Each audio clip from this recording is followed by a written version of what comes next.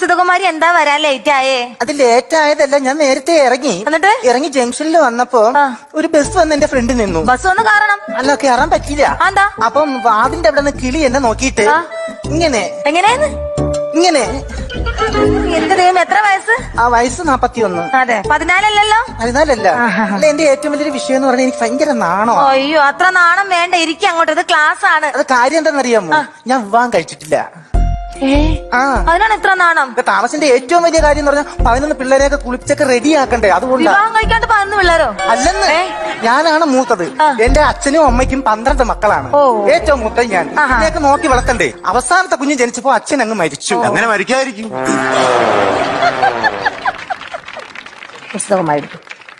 Sir, ഇതെന്തോ ഇത്? സലൂക്ക് മാറ്റിയിട്ട് അങ്ങോട്ടിരിക്കും, നീങ്ങിരിക്കും. എന്റെ ദൈവമേ,